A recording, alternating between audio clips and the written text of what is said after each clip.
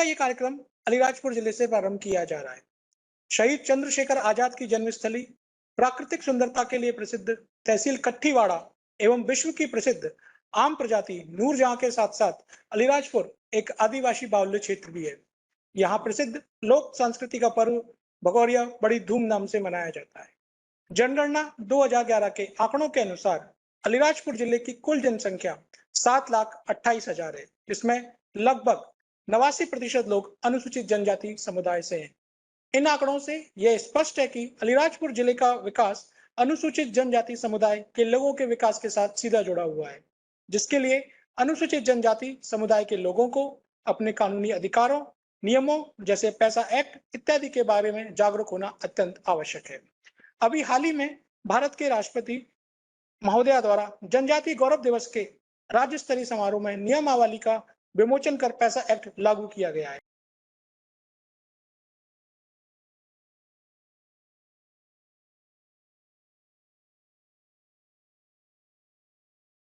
भारत सरकार द्वारा अधिनियमित कानून है।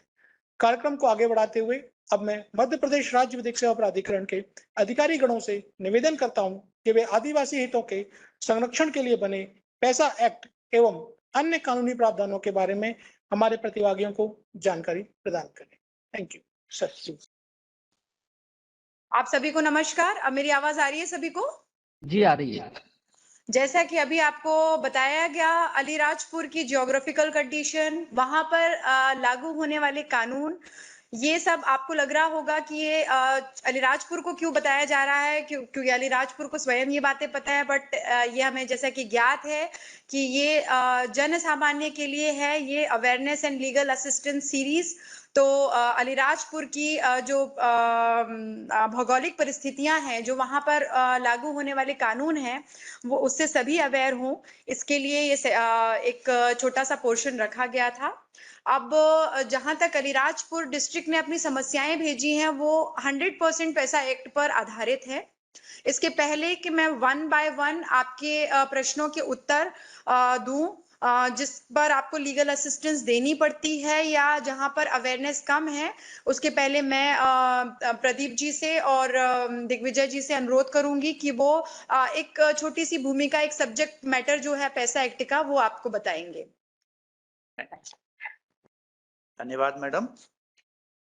अलीराजपुर जिले से पधारे हुए सभी हमारे स्टेक होल्डर्स, डालसा सेक्रेटरी साहब, डीएलओ साहब, आज जैसे पूर्व भूमिका में बताया गया कि हम यूट्यूब के माध्यम से प्रचार प्रसार के उद्देश्य से और विधिक जागरूकता के उद्देश्य से हम एक पर्टिकुलर जिले की समस्याओं की, विधि सम्मत समस्याओं की चर्चा करने के लिए और उस पर विचार करने के लिए आज यहाँ उपस्थित हुए हैं। क्योंकि प्रत्येक जिले की एक समस्या स्पेसिफिक होती है। कुछ जनजातीय बहुल इलाके हैं, तो कुछ बहुत ज्यादा गरीबी से जूझ रहे जिले होते हैं, या कहीं पर कुछ अलग अलग तरह की समस्याएं होती हैं।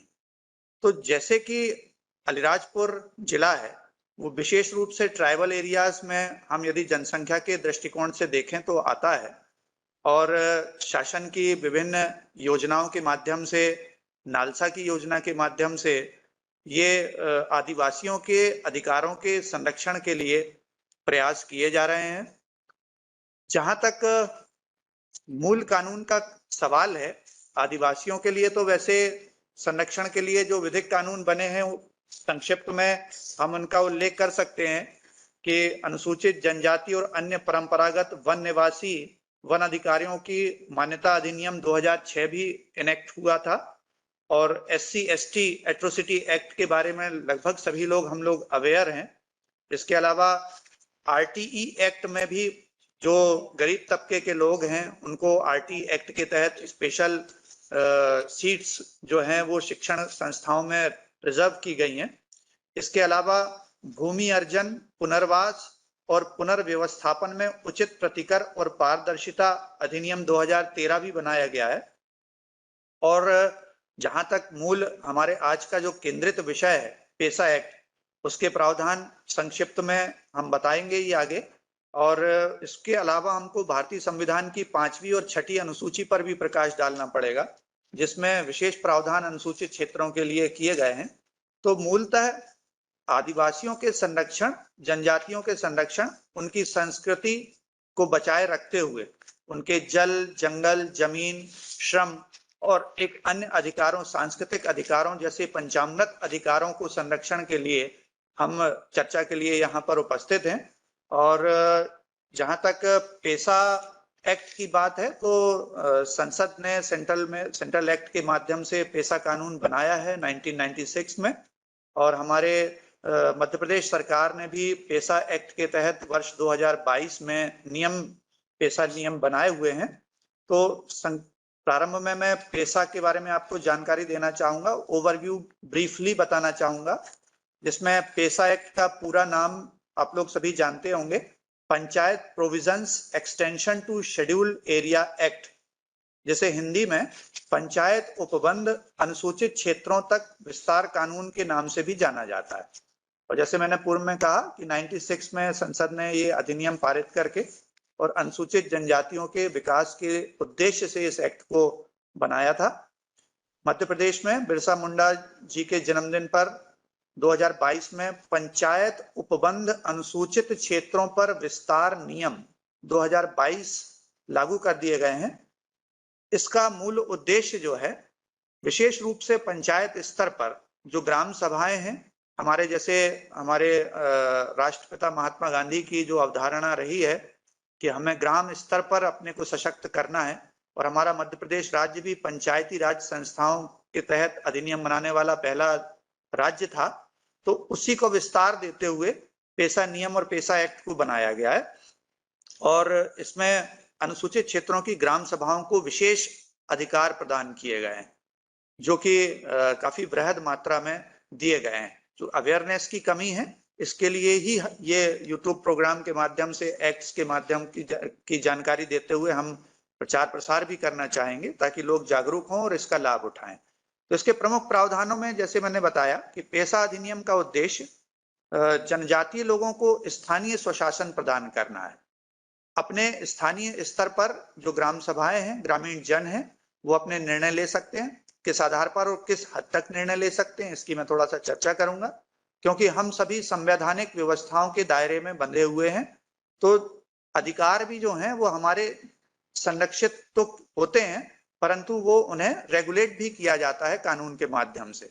तो एग्जॉस्टिव नहीं होती है कोई चीज, इसलिए एक्ट में भी प्रावधान ग्राम सभाओं को तो दिए हैं, लेकिन उन पर एक सीमा तक प्रतिबंध भी लगाया गया है, क्योंकि ऑलरेडी जो संस्थाएं हैं उन पर काम कर रही हैं और वो अपने कानून के दायरे में काम कर रही हैं। तो जैसे पेशा अधिनियम का उद्देश्य यही था कि स्थानीय स्वशासन प्रदान करना है। अब जो ग्राम सभा होती है, ग्राम सभा को क्या क्या राइट्स हैं, जैसे वहां पर ग्राम सभाएं जो हैं वो अपने, जो हम देखते हैं कि जनजातीय क्षेत्रों में उनकी संस्कृति का एक बड़ा बृहद पहलू होता है कि वहां बाजार मेलों का आयोजन होता है, सांस्कृतिक मेलों का आयोजन होता है, और मेलों के ही माध्यम से ग्रामीण जनों की जो बनाई गई चीजें होती हैं, या तो जो उनके जनजातीय परंपरा के अनुसार बनाए गए उपकरण होते हैं या सामग्रियां होती हैं, उनका वहां से एक्सचेंज, विनिमय होता है, व्यापार होता है, उनको वहां प्रदर्शित किया जाता है, और पूरी उनकी परंपरा, उनकी पूरी संस्कृति बाजारों के इर्द गिर्द घूमती है। तो बाजार मेलों का जो रेगुलेशन है वो ग्राम सभा को जिम्मेदारी दी गई है, क्योंकि ज्यादातर हम देखते हैं शहरी क्षेत्रों में कि जहां पर बाजार व्यवस्था होती है वहां स्थानीय स्तर पर नगर पालिका, नगर निगम और ये स्थानीय प्रशासन, उसका ग्राम पंचायत जो है वो उसका रेगुलेशन करती हैं, नियम बना करके ये प्रावधान करती हैं कि बाजार कैसे अच्छे से संचालित हो सके। लेकिन यहाँ पर पेशा एक्ट के तहत बाजार मेलों का प्रबंधन ग्राम सभाओं को किया जाना है। इसी प्रकार ग्राम सभा जो है वो विकास की समस्त योजनाएं बनाएंगी। क्योंकि ग्राम सभा को पावर इसलिए दिया गया है ताकि एक तो स्थानीय स्तर की जो समस्याएं हैं वो ज्यादा बेहतर तरीके से जान सकते हैं। वनस्पत यदि हमारे ऊपर से कोई योजनाएं बनकर आती हैं तो जो ग्राउंड लेवल पर जो कठिनाइयां उत्पन्न हो रही हैं उनसे उनकी विषय में बहुत ज्यादा व्यवहारिक जानकारी नहीं होने से योजनाएं फलीभूत नहीं हो पाती हैं। लेकिन जब योजनाएं नीचे से बनकर ऊपर इम्प्लीमेंटेशन के लिए जाती हैं तो फिर हम समस्याओं को भी समझ सकते हैं और उनका निराकरण भी बहुत बेहतर तरीके से कर सकते हैं। इसलिए ग्राम सभा अपने पर्टिकुलर एरिया के लिए, अपने पर्टिकुलर क्षेत्र समुदाय के लिए क्या बेहतर हो सकता है, उसके लिए योजनाएं स्वयं बना सकते हैं और उनका क्रियान्वयन करा सकते हैं। इसके अलावा मूल समस्या आती है अनुसूचित क्षेत्रों में। अनुसूचित क्षेत्रों में मूल समस्या होती है कि जो ट्राइबल एरियाज की भूमि है उन पर एक तो भूमि अधिग्रहण कानून के तहत भूमि अधिग्रहण की जाती है और इसके अलावा अनाधिकृत रूप से जो सामान्य वर्ग के व्यक्ति या कोई जो बाहर के लोग आकर के उनकी भूमि पर कब्जा कर लेते हैं और उन्हें बेदखल कर देते हैं, ये एक बड़ी मतलब बहुत जटिल समस्या के रूप में उनके सामने आती है। तो इससे बचने के लिए भी ग्राम सभा को विशेष पावर दिए गए हैं कि ग्राम सभा एक तो पहली चीज की अनुसूचित क्षेत्रों में जो भू अर्जन होगा शासन के द्वारा वो ग्राम सभा की सहमति से होगा। ग्राम सभा भू अधिग्रहण के लिए अनुशंसा करेगी, उसकी सहमति देगी और इसके बाद भू अधिग्रहण कर पाएंगे। इसके अलावा यदि अवांछित व्यक्ति ऐसी जगहों पर अनुसूचित क्षेत्रों की अनुसूचित जनजाति के लोगों की भूमि पर अवैध अतिक्रमण कर रहे हैं या उन्हें बेदखल कर रहे हैं, तो उन्हें ग्राम सभा के पास ये राइट होगा कि वो उसे बेकब्जा कर सकते हैं, उन्हें विधि सम्मत कार्रवाई के लिए अनुशंसा कर सकती है और कानून के दायरे में रह करके उन्हें बेकब्जा किया जा सकता है। क्योंकि हमारे देश में या मध्य प्रदेश में कहा जाए तो MPLRC मध्य प्रदेश भू राजस्व संहिता में ऑलरेडी ही स्पेसिफिक प्रोविजंस दे रखे हैं, तो उन सारे प्रोविजंस का इस्तेमाल अनुसूचित क्षेत्रों में भी किया जा सकता है, लेकिन ग्राम सभाओं को भी अनुशंसा करने का पावर दिया गया है। विशेष रूप से आप ये देखें कि अनुसूचित जनजातीय क्षेत्रों में या जनजातीय क्षेत्रों में संस्कृति का एक हिस्सा होता है, जैसे शराब पीना या नशा करना, परंतु वहां पर भी कहते हैं कि सस्टेनेबल डेवलपमेंट होना चाहिए। हम उनकी संस्कृति का संरक्षण भी करें और उनके विकास का रास्ता भी बनाएं। इसके अलावा अराजकता ना फैले, इसलिए शासन की जो नीति है उसका भी इम्प्लीमेंटेशन जनजातीय क्षेत्रों में व्यापक तरीके से हो सके, इसका भी ध्यान रखा जाए। तो इसी तरह जैसे नई शराब दुकानें खोलने का यदि कहीं प्रोविजन किया जाता है अनुसूचित जनजातीय क्षेत्रों में, तो वहां सबसे पहले ग्राम सभा की अनुमति लेनी होगी और भूमि अधिग्रहण के पहले ग्राम सभा की सहमति लेनी होगी। एक विशेष बात यहाँ पर उल्लेखनीय है कि यदि स्थानीय पुलिस स्टेशन में ग्राम के किसी व्यक्ति पर कोई FIR होती है किसी अपराध की, तो इसकी सूचना सर्वप्रथम ग्राम सभा को भी पुलिस डिपार्टमेंट को देनी होगी, ताकि ऐसा ना हो कि किसी ऐसे व्यक्ति को अरेस्ट कर लिया जाए या अनुसूचित क्षेत्र के किसी व्यक्ति को प्रताड़ित करने के उद्देश्य से उसको इंटरोगेट किया जाए। तो इस वजह से ग्राम सभा भी उसकी पूरी निगरानी रखेगी इस क्षेत्र में। और जहां तक राजस्व रिकॉर्ड के दुरुस्तीकरण की बात है, कई बार हम देखते हैं कि सामान्य रूप से भी जब भूमि के विवाद उत्पन्न होते हैं ग्रामीण क्षेत्रों में, तो कभी मेड़ का विवाद होता है, कभी नपाई तुलाई का विवाद होता है, और इस तरह के विवाद जनजातीय क्षेत्रों में भी यदि होते हैं, या कभी कोई भूस्वामी है तो उसकी मृत्यु हो जाती है और रिकॉर्ड दुरुस्तीकरण कराना है, फौती नामांतरण वगैरह कराना है, या राजस्व खसरा नक्शे की कोई नकल चाहिए है, तो इन सब में यदि कोई चेंजेस आए हैं तो ग्राम सभा राजस्व अधिकारियों के लिए अनुशंसा कर सकती है कि इसमें ये परिवर्तन कर दिया गया है, तो कृपया इसको नियमानुसार राजस्व अभिलेखों में इसका सुधार किया जा सके। और पटवारी और वीट गार्ड जो होते हैं वो गांव की जमीन और वन क्षेत्रों के नक्शे, खसरे आदि ग्राम सभा को हर साल उपलब्ध कराएंगे। उससे ये होगा कि कभी चकबंदी होती है या कभी भूमि का पुनर्विनियोजन होता है या भू अधिग्रहण होता है, तो एक अपडेटेड रिकॉर्ड ग्राम सभा के माध्यम से सरकार के पास पहुंचे, ताकि उसको अपडेट किया जा सके और राजस्व रिकॉर्ड में कोई गड़बड़ियां ना हो सके और सुधार की अनुशंसा कर सकते हैं। हम देखते हैं कि अनुसूचित जनजातीय क्षेत्रों में जनजातीय लेवल पर चूंकि पारंपरिक उनका आजीविका का साधन होता है, जैसे तेंदुपत्ता का संग्रहण है या तालाब में मछली पालने का है, जलाशयों में मछली पालने का है, हर बहेरा औषधीय वनस्पतियों का संग्रहण का है या उगाने से संबंधित है, तो ये सब चीजें जो हैं इन गतिविधियों का उत्पादन और इनके विपणन यानी उत्पादन पर, और जो इनका व्यापार है, विपणन है, तो साहूकारी प्रथा से बचें या व्यापारियों के चुंगल से बचें। तो इन सब से बचने के लिए ग्राम सभाओं को विशेष अधिकार दिए गए हैं कि ये सारी गतिविधियां जो हैं वो ग्राम सभा स्तर पर वो एकत्र कर सकती हैं। तालाब में मछली पालन है, सिंघाड़ा उत्पादन है, हर बहेरा, आंवला या इस तरह की औषधीय वनस्पतियों की खेती कर सकते हैं। उनके विपणन में उनका कोई उत्पीड़न ना हो, इसका ध्यान ग्राम सभा रखेगी। एक विशेष बात है कि 100 एकड़ तक की सिंचाई क्षमता के जो तालाब और जलाशय का प्रबंधन है वो ग्राम सभा द्वारा किया जाएगा। तो इससे मनरेगा जैसी योजनाएं भी धरातल पर उनको काम मिलेगा। आदिवासी जनजाति क्षेत्रों को बड़े विस्तार से ग्राम सभाएं, चूंकि वो ग्राम विकास की योजनाएं बना सकती हैं, तो ग्रामीण क्षेत्रों में पर्टिकुलर जिस चीज की आवश्यकता है, उन्होंने कहा कि हमको एक स्टॉप डैम बनाना है या नया तालाब खोदना है, तो इस वजह से जो स्थानीय लोग हैं वो उनको रोजगार मनरेगा के माध्यम से मिले, स्थानीय परिस्थितियों में मिले, ताकि वो एक पलायन से भी बच सकें। हमने ये देखा है कि ग्रामीण क्षेत्रों में रोजगार के व्यापक प्रबंध ना होने के कारण ग्रामीण क्षेत्रों से पलायन भी एक बड़ी समस्या होती है, और जब पलायन होता है, दूसरे क्षेत्रों में जाते हैं, तो वहां अलग तरह से उनका शोषण किया जाता है अनुसूचित जनजाति क्षेत्रों के लोगों का। तो इसलिए यह प्रबंधन भी जो है वो ग्राम सभा के माध्यम से दिया गया है। वनोपज का मूल्य निर्धारण, जैसा मैंने आपको पहले भी कहा कि वनोपज का मूल्य निर्धारण के लिए भी वो जो है, जैसे महुआ है, लाख है, गोंद है, इसके मूल्य निर्धारण का काम भी ये ग्राम सभा कर सकती है अपने स्तर पर। और कुल मिलाकर के चूंकि पंचायती राज प्रणाली के अंतर्गत पंचायतों को स्वशासन उपलब्ध कराना है, इसका इस पेसा एक्ट के तहत मतलब इसका मूल उद्देश्य है। तो बाकी जो है वो व्यापक प्रावधान अधिनियम में दिए गए हुए हैं। तो पेसा एक्ट को आप पढ़ना चाहेंगे तो आप पेसा एक्ट को पढ़ भी सकते हैं।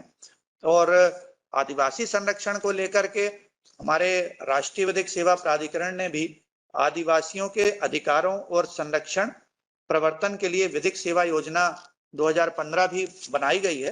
तो जिसके विषय में हमारे पैनल एडवोकेट पीएलवी के माध्यम से विधिक सहायता, विधिक सलाह उपलब्ध हो सकती है।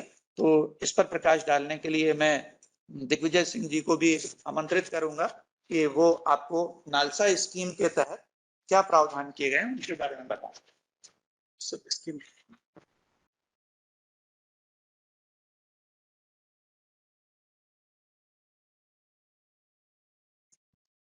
सभी को मेरा नमस्कार। राज्य विधिक सेवा प्राधिकरण और जिला विधिक सेवा प्राधिकरण, साथ ही तहसील विधिक सेवा समितियों के द्वारा नालसा की इस आदिवासियों के अधिकारों का संरक्षण और प्रवर्तन के लिए जो विधिक सेवाएं योजना है, इसके संबंध में जागरूकता के कार्य किए जा रहे हैं। किंतु इस योजना में जो प्रावधान है उसके अनुसार मुझे ऐसा लगता है कि एक कार्य योजना तैयार करने की आवश्यकता है, क्योंकि जनजातीय क्षेत्रों में जो दूरस्थ क्षेत्रों में निवास करने वाले लोग हैं, जो भौगोलिक विविधताओं के कारण कई बार उन्हें चिकित्सा सेवाओं से वंचित होना पड़ता है।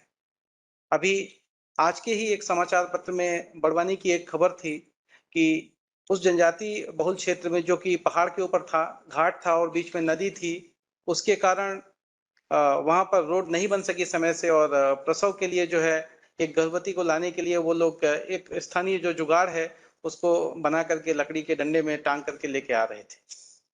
तो शायद ये कहीं ना कहीं जिला प्रशासन अथवा जो संबंधित विभाग हैं उनका ध्यान विकास योजनाओं को उस स्तर तक पहुंचाने में कहीं ना कहीं कमी आई है उसमें, या हो सकता है तो वहाँ के जनप्रतिनिधि उतने मुखर न हो, या समाज सेवियों ने इस बात को ध्यान नहीं दिया कि वहां तक एक पक्की सड़क पहुंचने का मार्ग बनवाया जा सके। तो विधिक सेवा प्राधिकरण से जुड़े हुए जो हमारे पैरालीगल वॉलेंटियर्स हैं, वो अपने जिला विधिक सेवा प्राधिकरण को ऐसे क्षेत्रों के बारे में जहां पर पुख्त मूलभूत सुविधाएं नहीं हैं उसके बारे में अवगत करा सकते हैं। साथ ही अगर कभी कोई जनजातीय समुदाय का व्यक्ति मुकदमेबाजी में फंस जाता है तो वो उसको उच्च गुणवत्ता की निःशुल्क विधिक सहायता और परामर्श उपलब्ध कराने के लिए बाकायदा जिला विधिक सेवा प्राधिकरण अथवा तहसील विधिक सेवा समितियों में लेकर के उन्हें आना चाहिए, ताकि क्योंकि उनके पास इतनी समृद्धि नहीं है। कई लोग ऐसे हैं, खेतिहर हैं, किसान हैं, श्रमिक वर्ग के लोग हैं अधिकतर, तो उनको हमारा प्रयास ये होना चाहिए कि हम उन्हें 100% जो है तो विधिक सहायता आवश्यकता पड़ने पर उपलब्ध कराएं। इसके लिए अलग से भी एक पैनल जो उन्हीं के समुदाय के अधिवक्तागण हैं वो भी बनाने का प्रावधान हमारी इस नालसा की योजना है। और साथ ही साथ जो भूमि से संबंधित समस्याएं हैं उसके संबंध में जब कभी राजस्व न्यायालयों में कोई वाद उन्हें लगाना होता है, उसके लिए भी हम प्रभावी तौर पर जो है तो विधिक सहायता दिलाएं, ताकि उन्हें अनावश्यक धन का खर्च ना करना पड़े और जो स्कीम की मंशा है वो पूरी हो सके। शिक्षा से संबंधित समस्याओं पर भी इंटरवीन करने के लिए जिला विधिक सेवा प्राधिकरण को इसमें लेख किया गया है। अलीराजपुर मेरे ख्याल से साक्षरता दर अलीराजपुर में न्यूनतम है हमारे मध्य प्रदेश में, तो इसके लिए भी जैसे ड्रॉप आउट्स बच्चों के लिए बीच बीच में राज्य विधिक सेवा प्राधिकरण के द्वारा निर्देश जारी किए गए थे, उन शाला त्यागी बच्चों को वापस उनके कक्षा में एडमिशन कराने के लिए शिक्षा विभाग के समन्वय से कितने कार्य हुए हैं, इसका एक बार समीक्षा करने की आवश्यकता है। और साथ ही साथ जो हमारे जनजातीय समुदाय के नवयुवक हैं, पैरालीगल वॉलेंटियर्स हैं, वो इस बात पर विशेष ध्यान देने का कष्ट करें कि उनके आसपास जो विद्यालय हैं वहां पर समुचित ढंग से कक्षाएं लग रही हैं अथवा नहीं, शिक्षा विभाग के अधिकारी इस पर ध्यान देते हैं अथवा नहीं, क्योंकि वो एक जनजातीय बहुल जिला है, तो अधिकतर विद्यालय मेरे ख्याल से आदिम जाति कल्याण विभाग, जनजाति कार्य विभाग के द्वारा संचालित की जा रही हैं। तो वो ऐसे जनजातीय समुदाय के रहने के लिए जो हॉस्टल निर्मित हुए हैं, उन हॉस्टल्स में जो आवश्यक सुविधाएं हैं उनके रहने खाने की, वह मिल रही हैं कि नहीं, एक पीएलवी को अवगत कराना चाहिए विधिक सेवा प्राधिकरण को कि साहब वहां पर फला सुविधा अच्छी नहीं है, और मैं वहां पर भ्रमण किया था और ये चीजें मेरे संज्ञान में आई हैं, ताकि उक्त बातों को हम अपने जिला विधिक सेवा प्राधिकरण के वरिष्ठ पदाधिकारियों के समक्ष रख करके और जिन भी विभागों का या विभाग प्रमुखों का यह उत्तरदायित्व है उनसे हम उक्त कार्य को करने के लिए कह सकें। मेरी तरफ से इतना ही मैं करना चाहूंगा।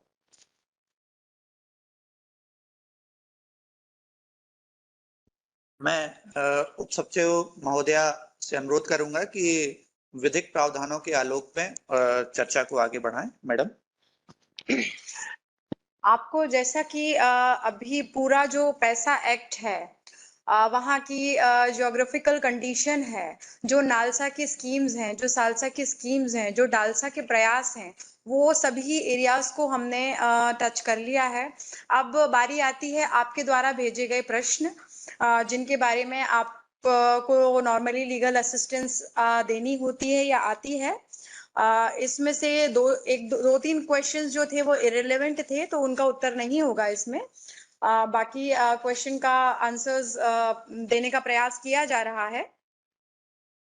फर्स्ट क्वेश्चन आप भेजा गया था कि पैसा नियम के अंतर्गत जनजातीय व्यक्ति की भूमि यदि गैर जनजातीय व्यक्ति के नाम नहीं हो सकती, परंतु गैर जनजातीय अर्थात हरिजन समाज के व्यक्ति की भूमि जनजातीय व्यक्ति के नाम पर होने का दावा करने पर जनजातीय भूमि और जनजातीय भूमि गैर जनजातीय व्यक्ति के नाम हो सकती है नहीं। आप खुद ही देख रहे हैं कि क्वेश्चन बहुत ही मोल्डेड है। मुझे लगता है जितना हम समझ पाए हैं, आप ये पूछना चाहते हैं कि पैसा एक्ट के अंदर या किसी भी कानून के अंदर जो एसटी की भूमि है, जो ट्राइबल की भूमि है, वो एससी को नहीं जा सकती है। पर क्या एससी की भूमि जो है अगर एसटी के पास चली जाती है तो क्या ये परमिसिबल है? देखिए, इसमें जनरल लॉ प्रिवेल होगा, और सबसे पहले इन सारे प्रश्नों को समझने के पहले हम सेक्शन 32 जो 2022 के जो रूल्स बने हैं पैसा एक्ट के जो 2022 के रूल्स बने हैं वो हम देखते हैं। उसके आलोक में हम सारी चीजों को देखने की कोशिश करेंगे तो शायद हम कुछ समझ पाए। सेक्शन 32 ये कहती है कि इन नियमों के प्रवृत्त होने के ठीक पूर्व मध्य प्रदेश राज्य के प्रवृत्ति नियमों के तत्स्थानीय नियम जो इन नियमों से असंगत हो, तो उस स्थिति में ये नियम प्रभावी होंगे। परंतु इस प्रकार किन्हीं भी नियमों के अधीन की गई किसी भी बात या किसी भी कार्यवाही के बारे में जब तक कोई बात या कार्यवाही इन नियमों या उपबंधों से असंगत ना हो, यह नहीं समझा जाएगा कि उनके स्थान पे ये प्रोविजंस किए गए हैं। मतलब these provisions are not the replacement purpose. ये एक तरीके से आप देखें तो अगर आप उसकी उद्देशिका पे भी जाएंगे तो जो ट्राइबल्स के राइट्स हैं उनको रेगुलेट करने के पर्पस से और उनको और अधिक तरीके से प्रोटेक्टेड फील कराने के लिए विरचित किए गए हैं, ना कि दूसरे नियमों से असंगत किए गए हैं। क्योंकि हमें इसमें लैंड रेवेन्यू कोड भी लेके चलना है और बाकी जो पंचायत से संबंधित जो रूल्स रेगुलेशंस हैं उनको भी साथ में लेके चलना है हमें। तो इसका अर्थ मतलब ये है कि अगर एससी की भूमि जो एसटी की भूमि है, एससी को नहीं जा सकती बिल्कुल, बट जो एससी की भूमि है वो भी एसटी को नहीं जा सकती है इन रूल्स के हिसाब से। जो आपका सेकंड क्वेश्चन है कि किसी गांव में जनजाति समाज के अलावा भी अन्य लोग निवास करते हैं, जिसमें अधिकारियों से त्रुटिवश जनजाति की भूमि गैर जनजाति के नाम से व गैर जनजाति की भूमि जनजाति के नाम से दर्ज हो गई है, तो दोनों पक्षों की आपसी सहमति होने की दशा में भी भूमि विनियम करने के लिए दोनों पक्षों को 30 से 40 हजार रुपए स्टाम्प शुल्क देना पड़ता है। क्या वह बिना स्टाम्प शुल्क के नामांतरित की जा सकती है?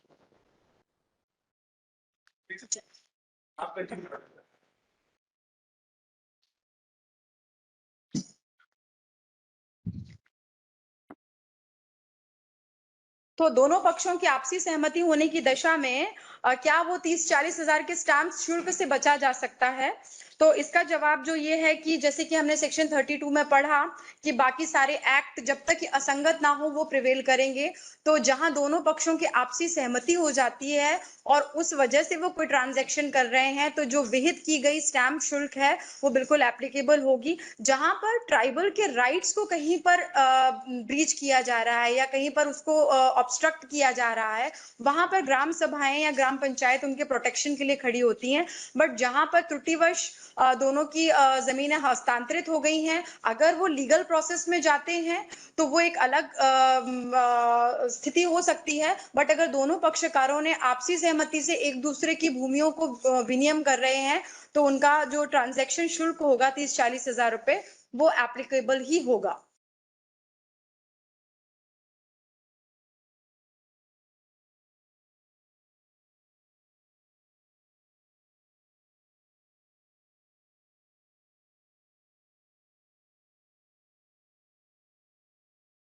उसकी जो सूचना है वो ग्राम सभा को जाती है।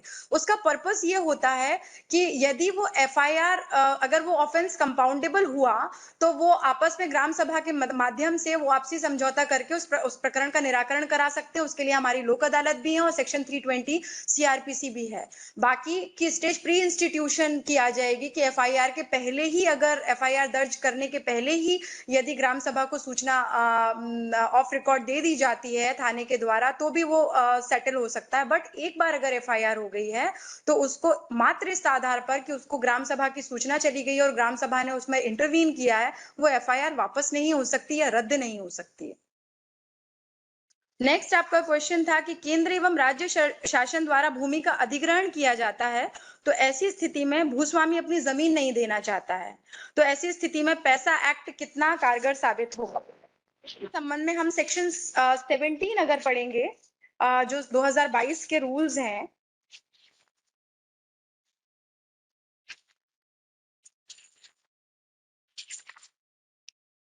सेक्शन 17 की का जो 4 सबसेक्शन है उसमें ये लिखा हुआ है कि ग्राम सभा ये सुनिश्चित करेगी कि अनुसूचित जनजाति की कोई भूमि शासकीय कार्यों के उपयोग, भू अधिग्रहण, वैध उत्तराधिकार एवं अन्य विधिक प्रावधानों के विपरीत गैर जनजाति व्यक्ति को हस्तांतरित ना हो। जैसा कि पहले भी बताया गया था कि ये जो पैसा एक्ट है या रूल्स और रेगुलेशन है, ये जनजाति समुदाय के व्यक्तियों के राइट्स को प्रोटेक्ट करने के लिए है। ये इसलिए नहीं है कि दूसरे जो लॉज हैं या जो दूसरे प्रोविजंस हैं उनके असंगत एक पैरेलल सिस्टम बना दिया गया है। तो यदि लेकिन इसमें यह भी प्रोविजन है कि अगर आप सेक्शन 18 देखेंगे तो उसमें यह लिखा हुआ है कि अधिसूचित क्षेत्रों में भू अर्जन के समस्त मामलों में मध्य प्रदेश भू अर्जन पुनर्वास पुनर्व्यवस्थापन एवं उचित प्रतिकर एवं पारदर्शिता अधिनियम 2015 का परिपालन किया जाएगा और ग्राम सभा से परामर्श किया जाएगा, कंसल्ट किया जाएगा। जितना हो सकेगा ग्राम सभा उन व्यक्तियों के राइट्स को प्रोटेक्ट करने की कोशिश करेगा। अगर भू अधिग्रहण हो रहा है तो उन्हें पर्याप्त प्रतिकर मिले, कॉम्पनसेशन मिले, ये सुनिश्चित करना ग्राम सभा का कार्य है। परंतु अगर भू अधिग्रहण की कार्यवाही जो है शासन के मत में अगर भू अधिग्रहण की कार्यवाही होनी है तो वो होगी, पर उसमें कितनी पारदर्शिता हो सकती है, उसमें कितना प्रतिकर प्रदान किया जा सकता है, वो ग्राम सभा अश्योर करेगी। नेक्स्ट क्वेश्चन है आपका कि पैसा एक्ट के अंतर्गत प्रत्येक गांव में ग्राम सभा का प्रावधान किया गया है, जबकि कई स्थितियों में एक ग्राम पंचायत में एक से अधिक ग्राम सभा चुन ली जाती हैं। ऐसी स्थिति में समस्या ये आती है कि यदि पंचायत के निर्णय पर अलग अलग ग्राम सभाओं की पृथक पृथक राय है तो अंतिम निर्णय किस ग्राम सभा का होगा। जैसा कि ग्राम सभा के गठन का जब हम प्रोविजन देखेंगे, मैं प्रोविजन्स पे नहीं जा रही हूँ क्योंकि हमारे पास टाइम कम है। यदि हम ग्राम सभा के गठन का प्रोविजन देखेंगे तो उसमें निश्चित तौर पर यह लिखा है कि सामान्यतया एक ग्राम सभा हर एक गांव में होगी, परंतु यदि वहां का जन समुदाय ये चाहता है कि एक स्पेसिफिक वर्ग के लिए अलग अलग ग्राम सभाएं हो सके तो वो परमिसिबल है। तो इसका मतलब ये है कि वहां पर ऐसे वर्ग निर्धारित हो गए हैं जहां पर एक से अधिक ग्राम सभाओं की आवश्यकता है, तो उनका जुरिडिक्शन जो है वो तय हो गया है, तो वो अपने जुरिडिक्शन पर ही काम करेंगे और जिस जुरिडिक्शन का वो मामला है, जिस ग्राम सभा से जुरिडिक्शन का वो मामला है, उस ग्राम सभा का निर्णय जो है वो अंतिम होगा। परंतु अगर इसमें भी कोई विवाद है तो सेक्शन 10 में आपत्ति आप ले सकते हैं और उसके ऊपर रिव्यू हो सकता है और रिव्यू के बाद जो है वो अपील हो सकती है सेक्शन 10 में। नेक्स्ट आपका क्वेश्चन है लघु वन उत्पादों को लेकर ग्राम सभाओं के अधिकार संबंधी व्याख्या पर भी विवाद है। प्रशासनिक अधिकारियों द्वारा भी यह व्यवस्था की गई है कि कोई ग्राम सभा उतने ही वन क्षेत्र के उत्पादों पर अधिकार का दावा कर सकती है जो उसके राजस्व सीमाओं के भीतर आता है। ऐसी स्थिति में पैसा एक्ट के अंतर्गत क्या कार्रवाई हो सकती है, ये भी बिल्कुल जुरिडिक्शन का विषय है और पूरी तरीके से वो स्पेसिफाई है। सेक्शन 26 अगर आप देखेंगे 2022 के रूल्स की, तो ग्राम सभाओं को केवल जन समुदाय के व्यक्तियों के राइट्स प्रोटेक्ट करने हैं, चाहे वो चाइल्ड एंड वुमेन से रिलेटेड हो, चाहे वो सामाजिक संस्थाओं से रिलेटेड हो, चाहे वो भू अधिग्रहण से संबंधित हो, चाहे वो वनोपज से संबंधित हो, चाहे वो खनिजों से संबंधित हो, चाहे वो उनके कस्टमरीज लॉ को प्रिवेंट करने के पर्पज से हो, उनके राइट्स को प्रोटेक्ट करने के लिए है और उनको उनके स्वामित्व पर कोई जो उनका जुरिडिक्शन है वो उसके हिसाब से ही काम करेंगे। नेक्स्ट क्वेश्चन आपका ये है कि अधिनियम उन क्षेत्रों तक लागू होता है जिनमें संविधान की 5वीं अनुसूची के तहत जिनको क्षेत्र माना गया है। ऐसे क्षेत्र जिनमें जनजातियों की काफी संख्या है किंतु वे सूची में अनुसूचित क्षेत्र नहीं है, तो क्या वे इस कानून का लाभ नहीं उठा पाएंगे। यदि आप देखेंगे सेक्शन 1 तो उसमें यह लिखा है कि ये रूल जो है मध्य प्रदेश के भीतर सभी अनुसूचित क्षेत्रों पर लागू होंगे और अनुसूचित क्षेत्रों को अधिसूचित किया जाता है। तो अगर वे क्षेत्र जहां पर जनजातियां निवास करती हैं उन्हें अधिसूचित किया गया है तो उन पर ये नियम लागू होंगे। अगर फिर भी जनजातियां निवास करती हैं और अधिसूचित नहीं किया गया तो उन पर ये रूल्स एप्लीकेबल नहीं होंगे। भले ही मैं जनजातियां निवास करती हूँ, बट ऐसा बहुत ही कम देखने को आता है कि जहाँ जिस जिले में बहुत जनजातियां निवास कर रही हों और उसे अधिसूचित ना किया गया हो। आपके नेक्स्ट 3 क्वेश्चन जो थे वो थोड़े इरिलेवेंट थे, पॉलिटिकल हैं, इसलिए उसका जवाब इस मंच से नहीं दिया जा सकता। जो आपका नेक्स्ट क्वेश्चन है कि देश में विकासशील व वैश्वीकरण विकास में जनजातीय अधिकारों को लागू करने में क्या बाधाएं आएंगी, तो निश्चित तौर पर इन रूल्स से ग्लोबलाइजेशन जो है, ग्लोबलाइजेशन की वजह से जो जनजातीय समुदाय के राइट्स पर जो असर पड़ रहा है उनको प्रोटेक्ट करने के लिए ही ये प्रोविजंस लाए गए हैं। तो इन प्रोविजंस के आने से बाधाएं नहीं आएंगी बल्कि इन प्रोविजंस के लाने से उन्हें शेल्टर मिलेगा। नेक्स्ट क्वेश्चन है सार्वजनिक हित में किसी गांव में यदि कोई कार्य किया जाना हो और ग्राम सभा में उसकी आपत्ति हो गई हो तो उसके संबंध में क्या निर्णय होना चाहिए। देखिए, gram sabha are solely responsible for the welfare of tribals, तो यदि ग्राम सभा ने उस विषय पर आपत्ति ली है तो आप उसके बारे में उनको रिप्रेजेंटेशन फाइल कर सकते हैं, वो उस पर रिव्यू कर सकते हैं। अगर उसके बाद भी आप उनके निर्णय से असंतुष्ट हैं तो उसके बारे में अपील कर सकते हैं, जो कि ग्राम पंचायत को होगी।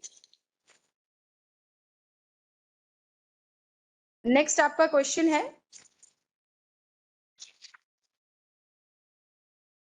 पैसा एक्ट लागू होने पर क्या केंद्र या राज्य सरकार का ऐसे क्षेत्रों पर ग्राम सभा पर नियंत्रण समाप्त हो जाएगा और किस सीमा तक नियंत्रण रहेगा?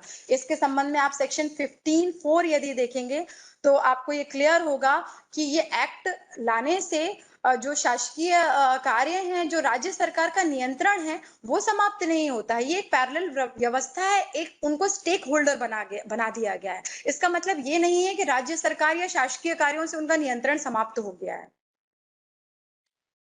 प्राकृतिक आपदाएं आने पर पैसा एक्ट के तहत क्या ग्राम सभा कोई संबंधित क्षेत्र के लिए, जनता के लिए कार्य कर सकती है? बिल्कुल कर सकती है। और अलग अलग तरीके के वेलफेयर कार्यों के लिए ग्राम सभा को दायित्व सौंपे गए हैं। उसके लिए उनके लिए फंड की व्यवस्था भी की गई है। उस फंड से वो निश्चित तौर से वेलफेयर का भी काम कर सकते हैं। यदि उस गांव में कोई आपदा आई है तो उसके संबंध में भी काम कर सकते हैं। कुल मिलाकर अगर हम होल सिनेरियो में ये देखें तो जनजाति समुदाय के वेलफेयर के लिए, उनके राइट्स को प्रोटेक्ट करने के लिए, अगर वो किसी भी विषय से संबंधित हैं तो वहां पर ग्राम सभा जो है उनका दायित्व है कि वो उसको प्रोटेक्ट करें। अब ओपन इंटरैक्टिव आदरणीय मेंबर सेक्रेटरी सर और आदरणीय एडिशनल सेक्रेटरी सर भी हमारे समक्ष उपस्थित हैं। ओपन इंटरैक्टिव के लिए मंच खुला है। इन क्वेश्चंस के बाद भी यदि इस रिलेवेंस में आपके और कोई क्वेश्चन है तो आप पूछ सकते हैं। इसके अलावा भी अगर आपके जिले में या लीगल असिस्टेंस से रिलेटेड कोई प्रॉब्लम आ रही है डालसा को, तो उसके संबंध में भी पूछ सकते हैं आप।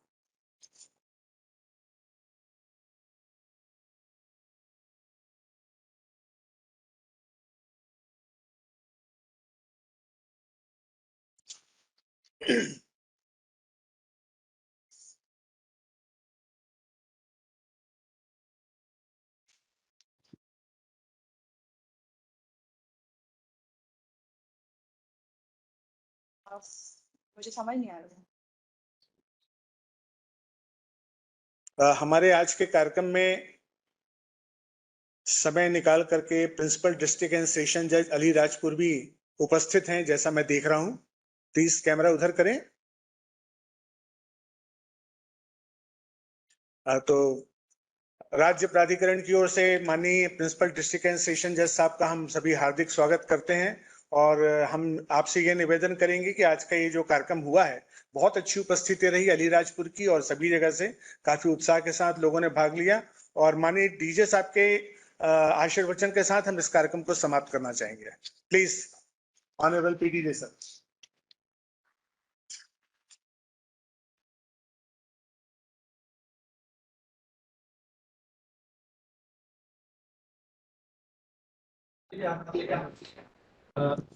सर ये एक क्वेश्चन है मेरा, समान नागरिकता कानून में जनजातीय हितों की रक्षा कैसे होगी?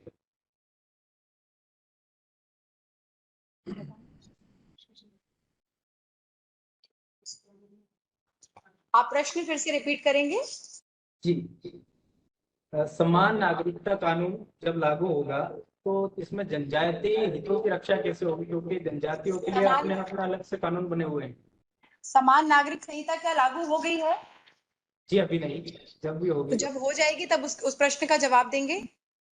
एंटिसिपेट करके कोई क्वेश्चन ना पूछें और उसको हाइपोथेटिकल क्वेश्चंस ना पूछें, जो रिलेवेंट है। जैसे कि मैंने पहले ही कहा था, जो इन समस्याओं के बाद भी जो हमने अभी इतना डिस्कस किया, आपको एक्ट के बारे में बताया, नालसा सालसा स्कीम्स के बारे में बताया, आपके द्वारा भेजे गए प्रश्नों का उत्तर दिया गया, उसके बाद भी अगर कोई शंका बच रही है तो आप प्रश्न कर सकते हैं।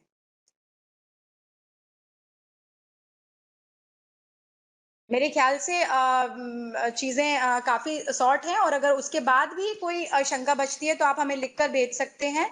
और इस मंच के माध्यम से ये भी आप सबसे अनुरोध है कि जितने भी प्रतिभागीगण यहाँ उपस्थित हैं वो आज ही MPSLSA का YouTube चैनल सब्सक्राइब करेंगे, उसमें अपना फीडबैक देंगे कि वो सेशन कैसा रहा, और यदि उसमें कोई सुझाव है, इम्प्रूवमेंट किया जाना चाहिए, तो उसके संबंध में भी आप कमेंट सेक्शन में कमेंट करके बताएं।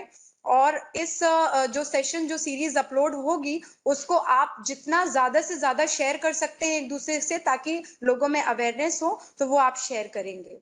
मैं सर को अब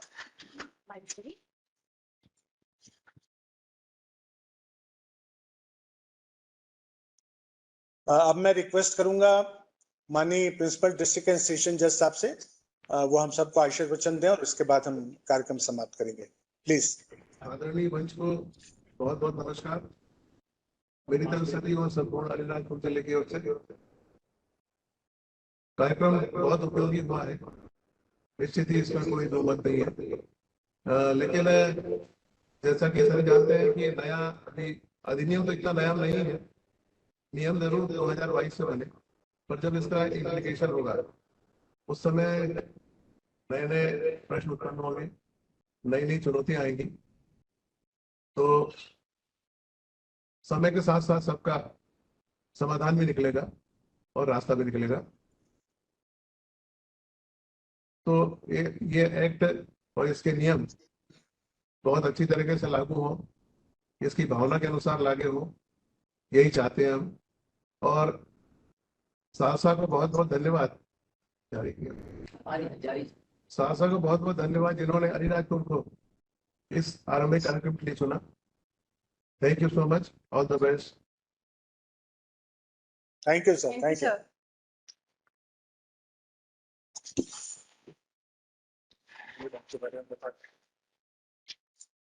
जैसा कि ज्ञात है, आज की सीरीज समाप्त हो चुकी है और मैंने इस मंच के माध्यम से जैसा आपको आह्वान किया है, ये जो हमारा अवेयरनेस कैंपेन है, जो हम ऑनलाइन माध्यम से, आप अभी तक यूट्यूब जब देखते होंगे तो आपको विभिन्न चैनल्स देखते होंगे। आपको कभी भी कोई जानकारी चाहिए होती है, आपके दिमाग में, आप सीधे यूट्यूब पर जाते हैं और यूट्यूब पर वो क्वेरी अपनी टाइप करते हैं और आपके पास सेवरल वीडियोज आ जाते हैं और उस चीज को, उस जानकारी को प्रोवाइड करने के लिए। लेकिन यदि हम लीगल अवेयरनेस या लीगल असिस्टेंस से रिलेटेड कोई क्वेरी कभी यूट्यूब में टाइप करते हैं तो वहां पर या तो बहुत कम जानकारी उपलब्ध होती है या भ्रामक जानकारी उपलब्ध होती है, कोई अथॉरिटेटिव जानकारी नहीं होती है। इसी मंशा के साथ ये सीरीज शुरू की गई है ताकि ज्यादा से ज्यादा लोग हर प्रकार की लीगल असिस्टेंस पा सकें। धीरे धीरे इस चीज का स्तर बढ़ेगा और लोगों की कमेंट सेक्शन में जो लोग कमेंट करके भी समस्याएं पूछेंगे, उनको भी, जो रिलेवेंट होंगी उनको भी हम नोट करेंगे, उनको एड्रेस करने की कोशिश करेंगे।